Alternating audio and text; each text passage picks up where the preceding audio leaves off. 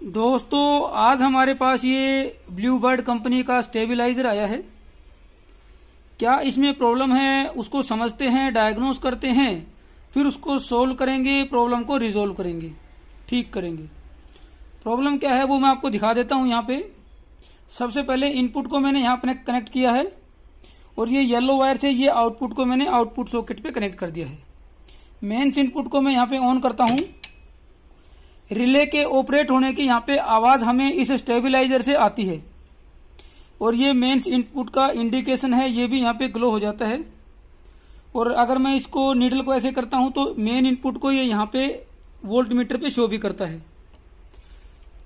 अब मैं इसको बीच में कर देता हूं। आउटपुट पे करता हूं तो ये दिखाता नहीं है कुछ भी, यानी कि आउटपुट नहीं आ रही है। और वैसे भी हमारी इस पे वोल्ट मीटर पे आउटपुट यहाँ पे नहीं आ रही है।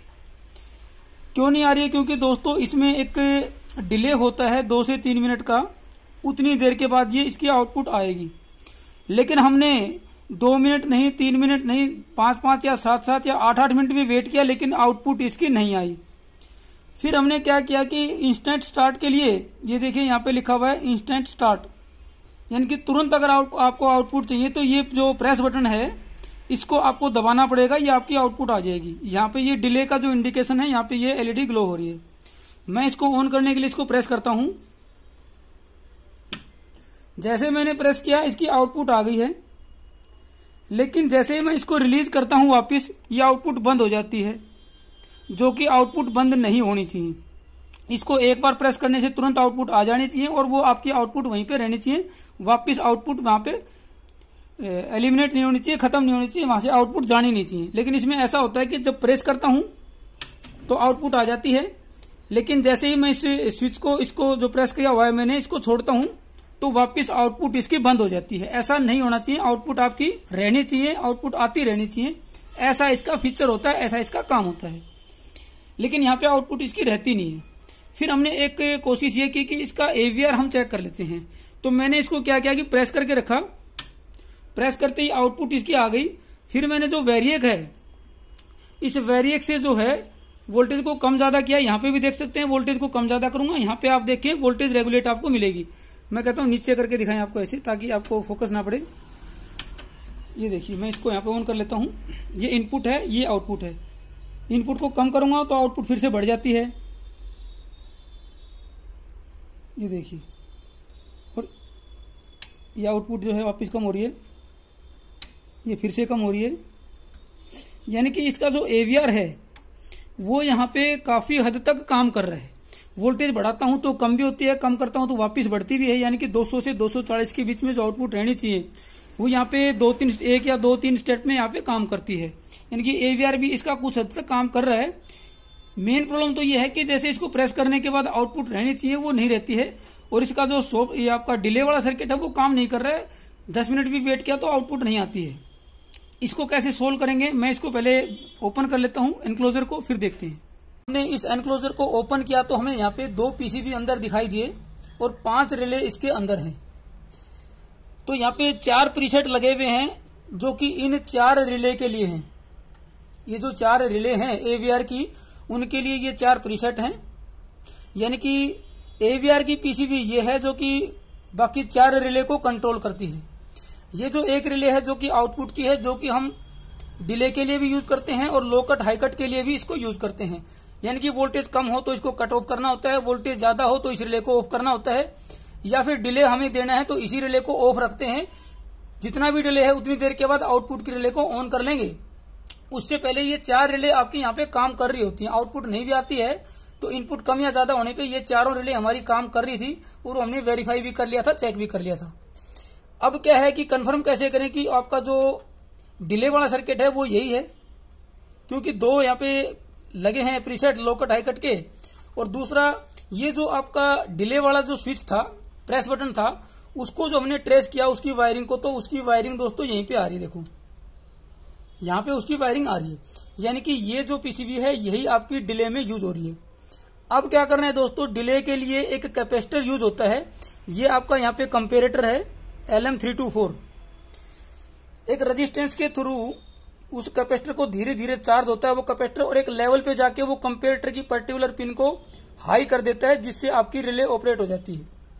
हमें वो कैपेसिटर को ढूंढना है जो धीरे धीरे चार्ज होता हो, और वही आपका डिले का कैपेसिटर होता है।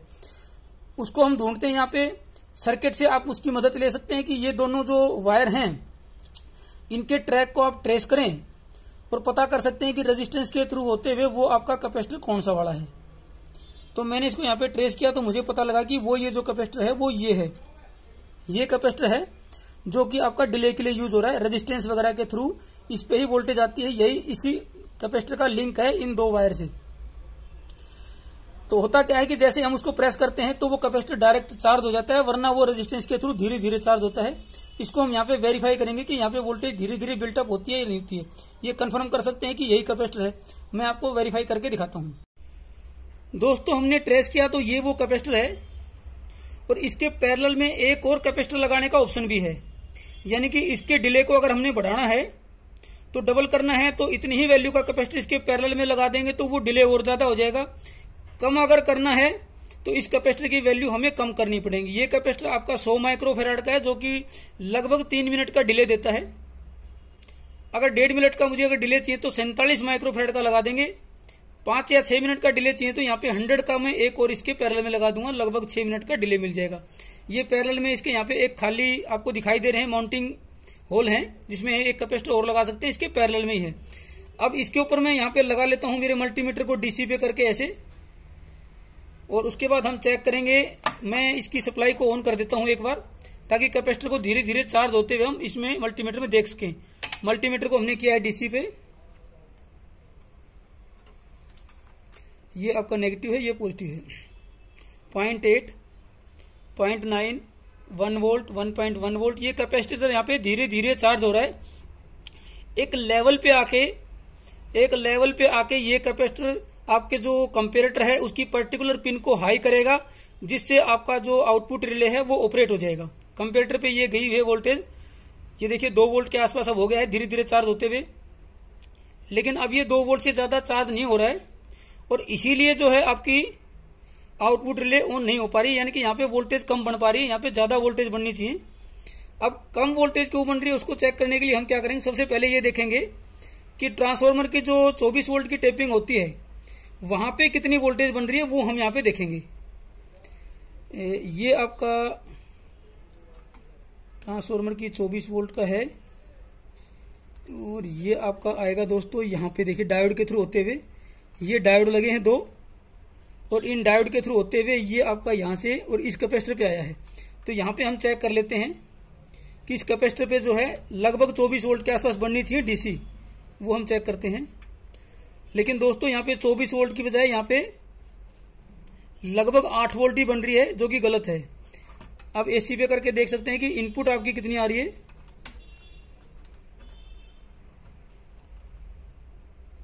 इनपुट यहाँ पे दोस्तों 18 वोल्ट एसी आ रही है, लेकिन डायोड के बाद जो डीसी बन रही है वो आपकी दोस्तों यहाँ पे 8-9 वोल्ट ही यहाँ पे दिखा रहा है। देखिए 7.8 वोल्ट ही बन रही है, जो कि 18 वोल्ट के बाद 24-25 वोल्ट बन जानी चाहिए। ये क्यों बन रही है उसको चेक करते हैं। लेकिन ये कैपेसिटर खुला हुआ है तो ये प्रॉपर तरीके से उसको फिल्टर नहीं कर पा रहा है, प्योर उसको डीसी नहीं बना पा रहा है, इसलिए हमारी जो रीडिंग है वो प्रॉपर नहीं आ रही है। वो पल्सेटिंग इन नेचर है, इसीलिए वहां पे काम नहीं हो रहा है। इस कैपेसिटर को मैं निकाल के आपको दिखाता हूं और इसकी जगह दूसरा कैपेसिटर लगा के फिर हम वोल्टेज चेक करते हैं और बाकी हमारा प्रोसेस जो है टेस्टिंग प्रोसेस पूरा करते हैं। दोस्तों अगर इसको गौर से देखेंगे तो इसका ऊपर की तरफ से देखिए ये जो है हिस्सा खुला हुआ है।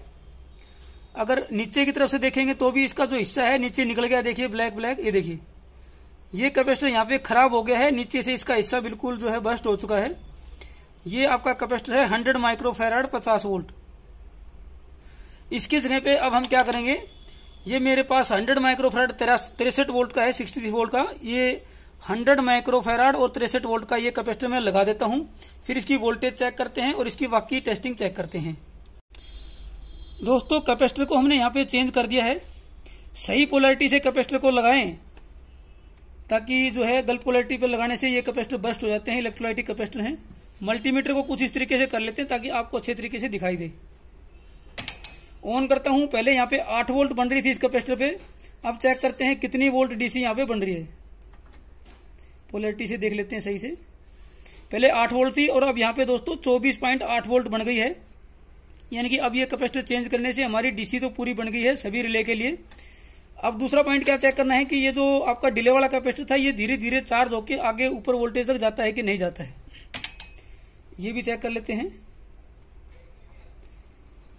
ये मैंने यहां लगाया 1.8 वोल्ट, 2 वोल्ट, 2.1 वोल्ट, 2.2 वोल्ट, क्योंकि वहां पे 8 ही वोल्ट बन रही थी इसलिए ये 2 वोल्ट से ज्यादा नहीं जा पा रहा था।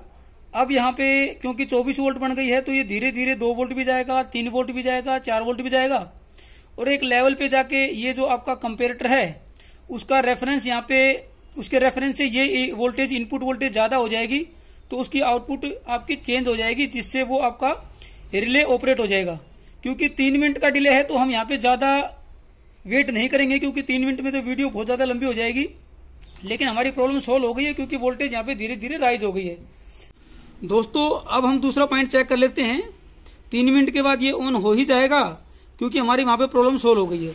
अब इसको प्रेस करके चेक कर लेते हैं। पहले मैं इनपुट को ऑन करता हूं। अब ये डिले वाला पॉइंट यहाँ पे इंडिकेशन जो है ऑन है, पहले दबाने के बाद वापिस आपका ऑफ हो जाता था छोड़ते ही। अब देखते हैं, अब ये ऑन हो गया है, देखिए आउटपुट देखिए आप यहाँ पे। और अब मैं इसको रिलीज कर देता हूं। अब ये आपकी आउटपुट यहाँ पे रुक गई है, जो कि जैसे ही मैं स्विच को छोड़ता था, इसको रिलीज करता था, वापस आउटपुट बंद हो जाती थी पहले। अब लेकिन ऐसा नहीं है, मैं दोबारा से करके दिखा देता हूं आपको। अब ये जो आपका इंस्टेंट स्टार्ट वाला भी काम कर रहा है, डिले वाला भी काम कर रहा है, सारे हमारे ये जो है प्रॉब्लम सोल्व हो गई है। देखिए मैं इसको दबाता हूं, आउटपुट आ गई है। छोड़ने पर वो जो है आपकी आउटपुट रहती है। एवीआर भी आपका यहाँ पे प्रॉपर काम कर रहा है। देखिए मैं इसको ऑफ करके दिखाता हूं आपको ताकि ब्राइटनेस आपको, ये देखिए